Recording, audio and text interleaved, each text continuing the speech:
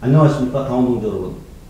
이번에 최고위원회 출마한 기호 2번 김근보 검사드립니다. 최근의 정치 상황에 대해서 몇 가지 생각을 해보았습니다. 어릴 때 보았던 박정희 대통령의 새마을운동은 지금 생각하면 정말로 기적이었습니다. 그때는 그랬습니다. 우리나라의 그 당시 상황은 보릿고개라고 하여 밥을 굶고 있었고 외국의 원조 식량으로 살아가는 세계에서 가장 가난한 나라였습니다. 연탄가스에 질식되어 사람들이 죽었고 가스에 중독되면 식초 냄새로 살릴 수 있다고 하여 연탄가스에 대비해서 집집마다 식초를 상비약으로 가지고 있었던 때였습니다.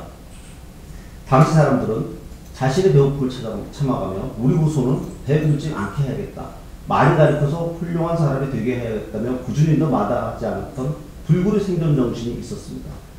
당원동지 여러분, 전 세계에서 유일하게 경제발전과 민주화를 동시에 이룬 나라가 어느 나라인지 아십니까? 그것은 바로 자랑스러운 우리 대한민국입니다. 이런 자랑스러운 나라가 불굴의 대한민국이 작년 중순에는 대통령 탄핵이라는 전대미문의 일이 벌어졌습니다. 진실은 한데 안다. 어느 정도 시간이 지나면 바로잡힐 것이라는 생각을 했습니다. 그러나 사회는 자정기는 약하다는 것이 사실인 것 같습니다. 말도 안 되는 근거도 없는 탄핵이 된 것입니다. 이제는 국민의 정권을 행사했다는 생각이 들었습니다. 저는 대학원에 나와서 여러 연사의 말씀을 들었습니다. 조원진 의원님의 연설도 이때 접하게 되었습니다. 추운 겨울날이었습니다. 조원진 의원님께서는 이렇게 말씀하셨습니다. 저는 죄인입니다. 박근혜 대통령님이 탄핵을 막지 못한 죄인입니다. 라고 일갈하셨습니다. 작년 중순 박근혜 대통령님의 탄핵 사태, 촛불 시위, 그리고 3월 10일 헌법재판소에서의 탄핵 결정을 걷잡을 없이 이루어져 경악과 실망이 사회 전체를 억누르고 있었습니다. 새누리당이 다시 창당되고 박근혜 대통령과 애국 국민을 위하는 단 한 명의 국회의원이 조원진 후보가 대선 후보로 나온 것은 우리에게 매우 큰 희망이었습니다. 대선 당시 저는 자원에서 동지들과 고양시 전체 선거 유세를 함께 하였습니다. 대선 기간 내내 박근혜 대통령님의 억울함을 알리는 조원진 후보의 피를 토하는 외침을 가까이서 보면서 이분만이 우리 박근혜 대통령을 지킬 분이라는 것을 알게 되었습니다. 우여곡절 끝에 우리 대한애국당이 창당되었습니다. 박근혜 대통령님의 무죄석방 1000만인 서명운동을 하면서 당원 모집이 시작되었습니다. 저는 일산 동구에 사무실을 내고 뜻이 맞는 몇몇 동지와 계획을 세워 서명운동을 시작하게 되었습니다. 서명운동 당시 몇 가지 말씀을 드리겠습니다. 대부분의 시민은 서명과 격려를 주시지만 거짓 언론을 속은 많은 사람들이 별다른 이유 없이 욕을 하거나 또는 일단 진성당원을 가입합니다. 후에 다시 찾아와서 찢어버립니다. 또 나이 어린 학생들이 집단으로 협박을 하였습니다. 우파를 분열시킨다면 모두와 합치라는 각종 효를 합니다. 그러나 우리에게는 이 모든 어려움을 뛰어넘을 만한 큰 사명이 있었기에 지금까지 최선을 다해왔습니다. 박근혜 대통령의 억울함, 불법 탄핵, 조직 탄핵의 진실을 한 명이라도 더 알리고 우리 애국당 이름에 동참하게 하기 위해 죽기 길을 쓰고 달려왔습니다. 서명운동 중에 얻은 것 중 가장 큰 것이라면 민심을 듣게 된 것이었습니다. 서명운동 기간에 저는 사회 진실 중 몇 가지를 알게 되었습니다. 우선은 노조가 우리 사회에 미치는 영향에 관한 것입니다. 우리나라 70년대 중반의 섬유산업부의 몰락 원인 중 하나가 악성 노조의 방해였다는 것입니다. 사례를 말씀드리겠습니다. 한 분은 풍동사무실에서 배웠고 또 한 분은 서명운동 기간 중 뵙게 되었습니다.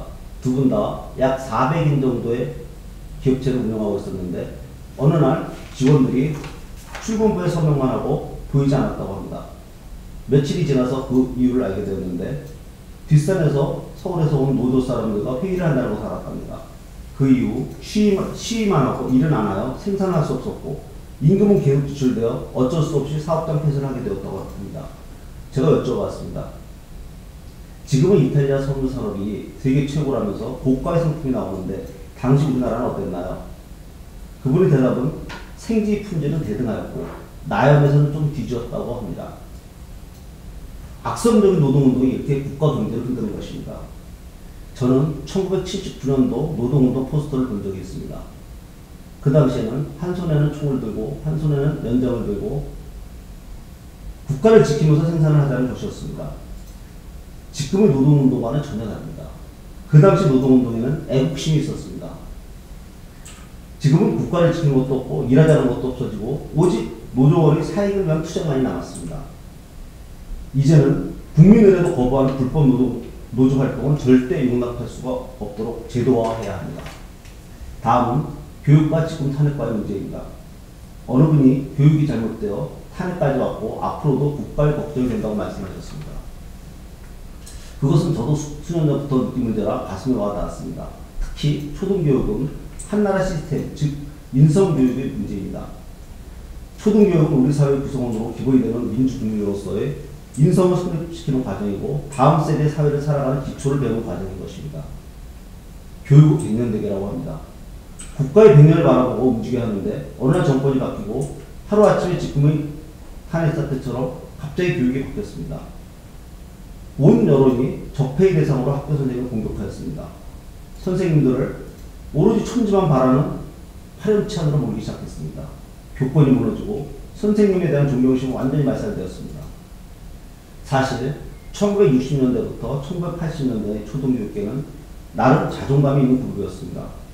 국가의 미래를 생각하시는 분들이었고 당시에는 정부 요직에 초등학교 출신인 교사 출신들이 많이 계셨습니다.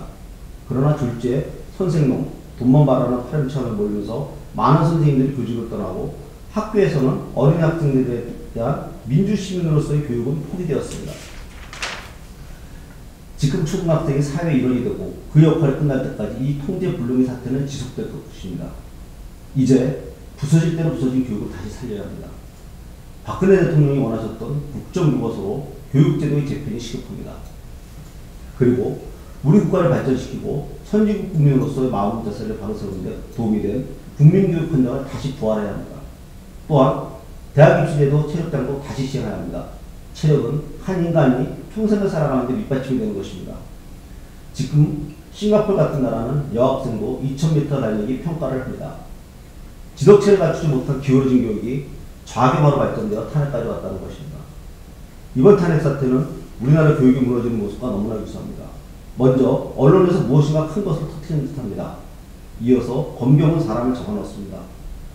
사회 여론을 흔들어서 나라의 근간을 흔들어버립니다. 이번 탄핵도 같은 절차로 움직였습니다. 사회 발전과 경제 발전을 하면서 한강의 기적이라는 표를 받던 우리 대한민국이 우파에서 좌파로 한 단계 한 단계 넘어갈 때 우파였던 정치인들은 무엇을 했습니까? 좌측으로 좌클릭된 만큼 우측으로 우클릭을 하여야 균형이 잡힌 것이 아니겠습니까? 그래서 저는 다음 세 가지를 제안합니다. 첫째, 국가가 없는 우리의 삶은 생각할 수 없습니다.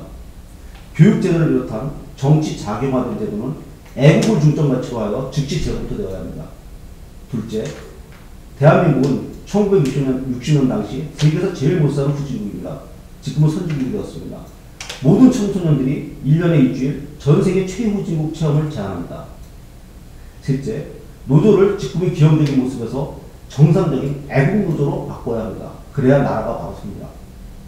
한국과의 정치, 경제, 사회를 먹는 가치 움직입니다. 국가의 제도가 얼마나 중요한가를 다시 한번 생각해 봅니다. 그리고 정치와 관계없이 국민들이 생계에 열중하고 평화스럽고 정의롭게 사는데 불편함이 없도록 하는 것이 또 얼마나 중요한가를 저는 함께 생각합니다.